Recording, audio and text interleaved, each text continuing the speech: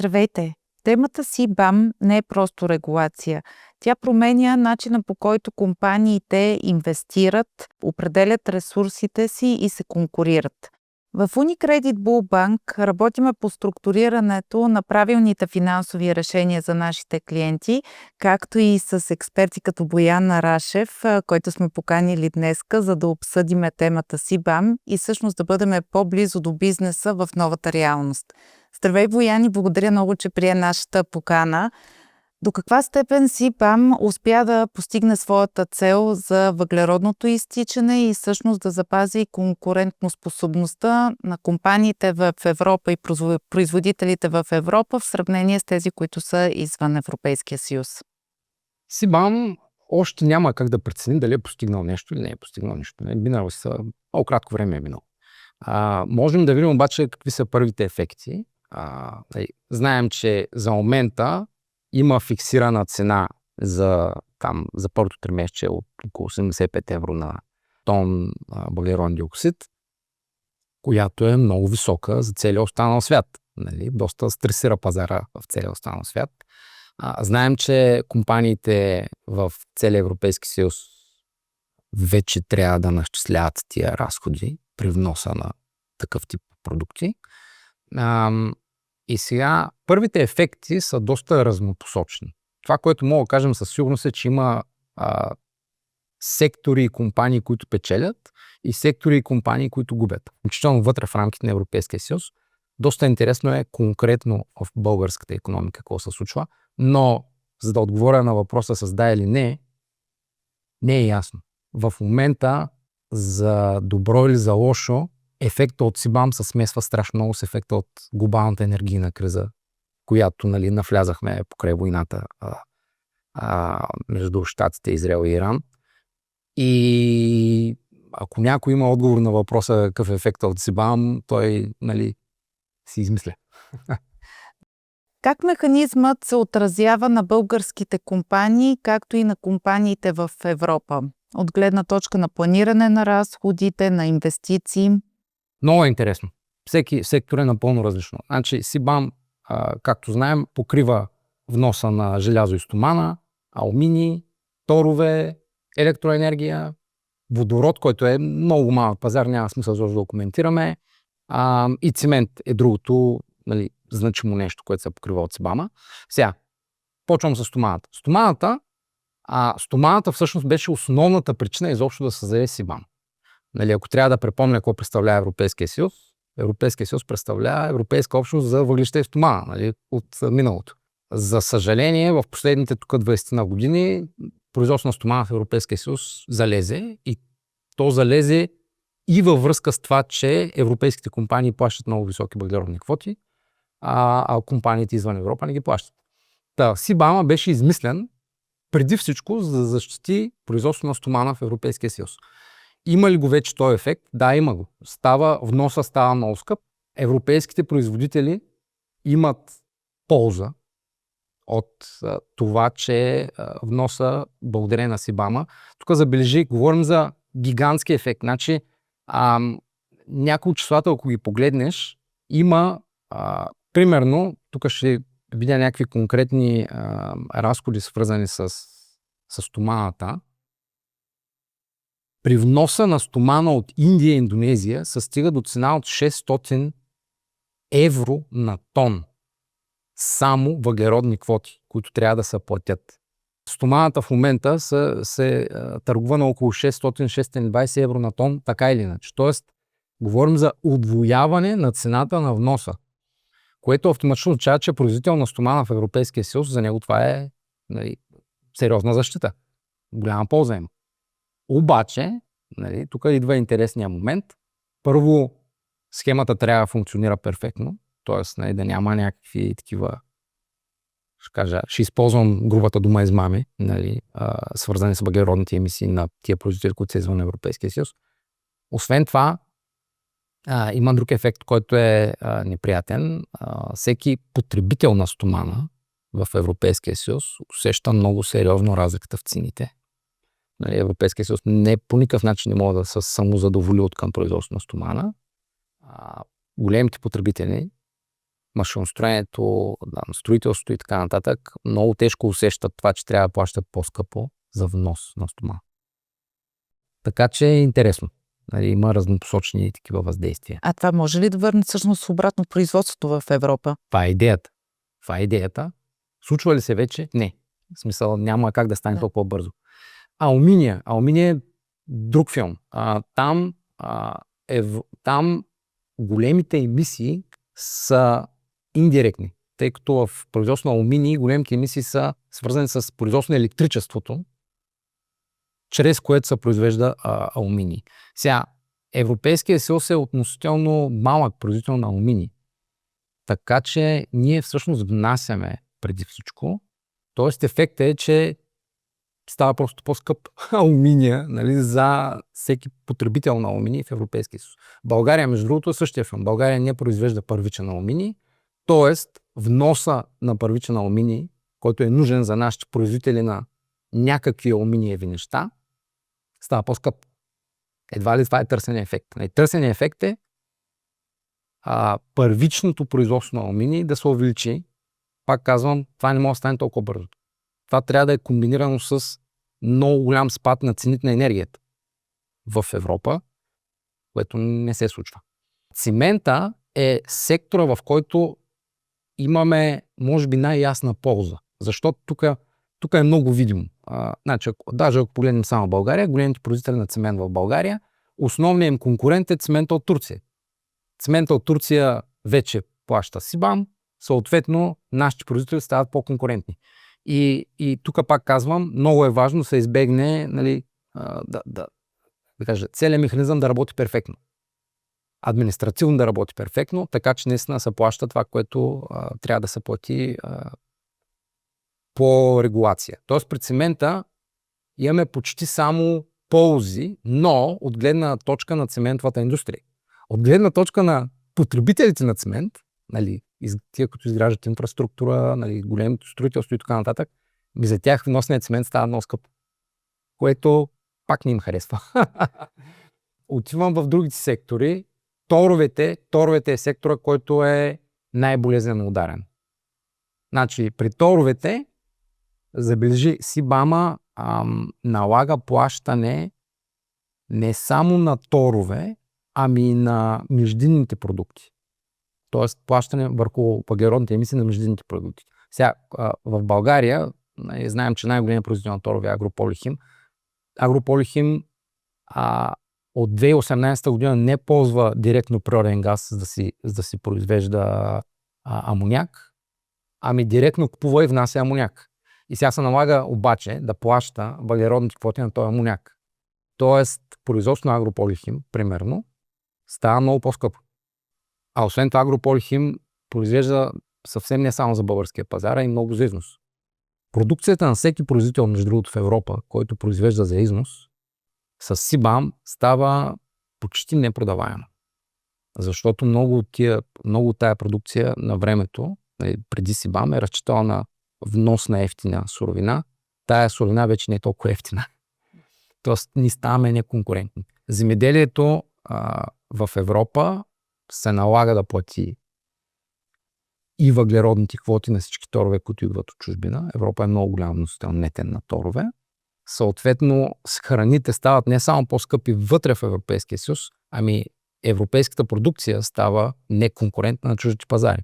Защото ние се конкурираме примерно също, Русия, Украйна, Индия и мъпте кой. При торовете е много неприятно. При торовете има предприятия, за които има полза от СИБАМ. Но те не са в България. Те са в Западна Европа. СИБАМ не е случайно го измислиха в Западна Европа, но както и да е. Това е неприятната част. Електроенергията е другото нещо. Електроенергията също много видимо на пазара има въздействия, свързани с въвеждането на СИБАМ. Там трябва да се има предвид, че е много трудно да измериш и да си много сигурен какви точно са въглеродните емисии зад някакъв микс електроенергиен, защото това се продава на електроенергийните пазари. В момента, откакто има СИБАМ, големия внос на електроенергия от Босна и Херцеговина, конкретно на Балканите и Турция, намаля, защото техните тецове вече не са толкова конкурентни, защото се налага да плащат СИБА. Нали, при вноса се налага да се плаща въглеродното мито. Сложно е в електроенергетиката, там има много неща, които, нали, ако прочетеш становище на енергийните асоциации, има много неща, които трябва да се изчистят в механизма, за да може той да сработи добре. Нали, защото има моменти, в които вноса на тази енергия от въглищните централи е квази неизбежен. Нали, а пък той става много скъп. Ти искаш да внасяш ефтин ток, не искаш скъп ток да внасяш. Разнопосочно е. Ако погледнем СИБАМ в широкия смисъл, икономическите тенденции в Европа, успоредно с геополитическата криза, която наблюдаваме и промяната на икономическите отношения. Какво е твоето мнение?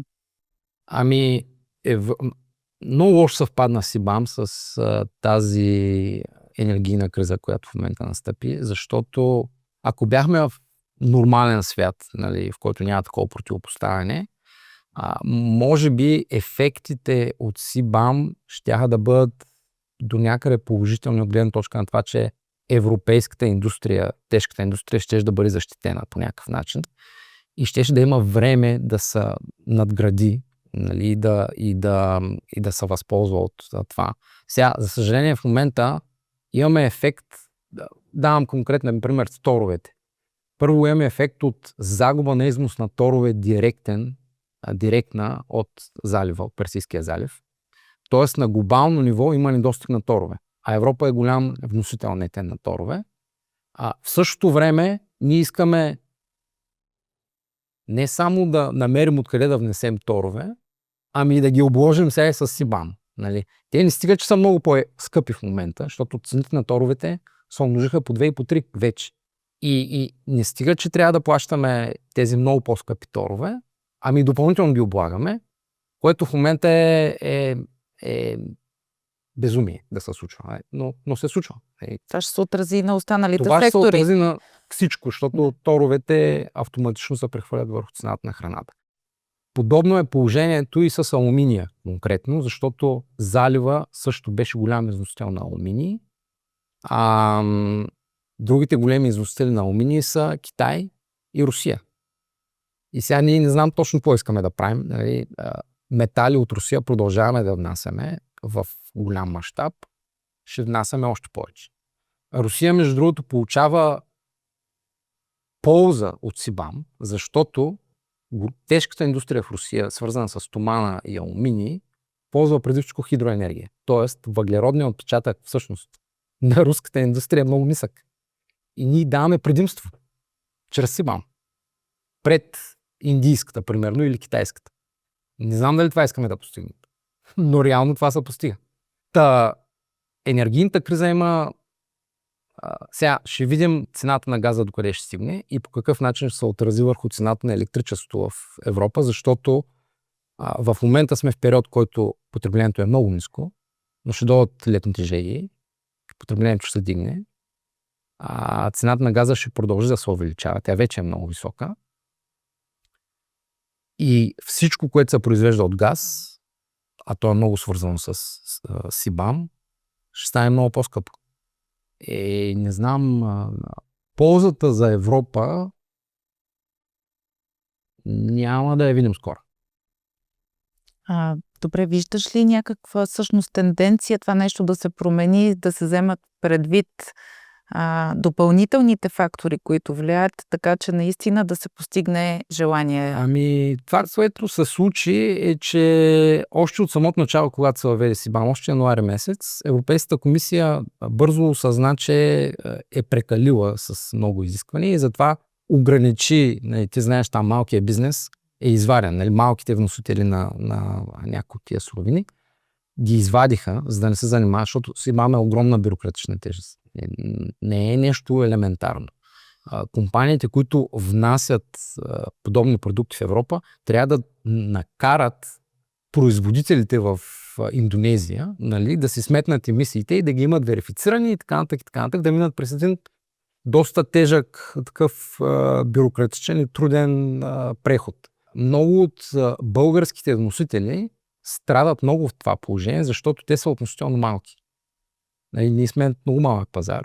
И когато ти си много малък играч и кажеш на някой голям производител на нещо, че имаш нужда от еди какво си, нали, за да купиш неговата продукция, той ти казва, гледай с работа, ти за мен не си интересен изобщо. В смисъл, аз ще продавам на бразилците, на американците, нали, ти не ме интересуваш. И това, тая обратна връзка съм сигурен, че ще чуете от много от участниците в събитието. Случва се. Сложно е. За момента има най-разнопосочни въздействия. Добре, какво би казал на една компания? Каква препоръка в тези компании? Всяка компания си живее в нейния, нали, си има нейното конкретно място във веригата на доставки.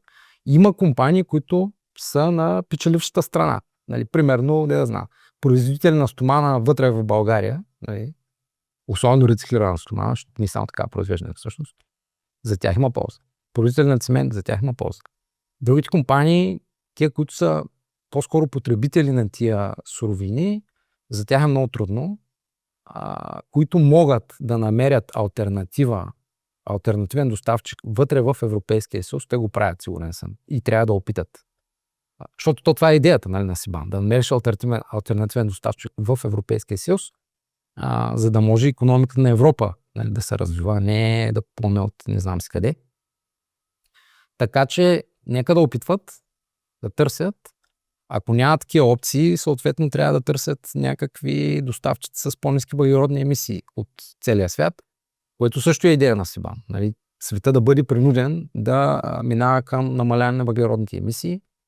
Да очакваме, че нали, Китай и Индия ще си променят енергетиката и индустриалната политика, за да задоволят изискването на Европейския съюз, не е реалистично. Няма да стане. А вярваш ли, че като всяка една регулация в началото, която тръгва докато се завърти механизма, е малко по-сложно, всъщност в перспектива това ще бъде по-доброто решение за икономиката в Европа? В перспектива Европа трябва да се преосмисли като цяло климатичната политика и енергийната политика, така че да има собствени източници на ефтина и надежна енергия, за да ни се налага да измисля неща като СИБАМ. В перспектива СИБАМ трябва да изчезне. Тоест, ако на глобално ниво се създаде схема за търговия с емисии, на СИБАМ става безсмислен. Това е потенциално решение. Макар че политически нали, не виждам как ще се случи нещо. Другите големи играчи на световно ниво не отиват много натам. Но Европа трябва да търси преди всичко собствени източници на енергия, които да направят така, че всичките индустрии в Европа да са възможни. Дори и в условията на тия политики, които имаме. Благодаря ти много за този разговор. За нас беше изключително удоволствие да бъдеш пак с нас и до нови срещи.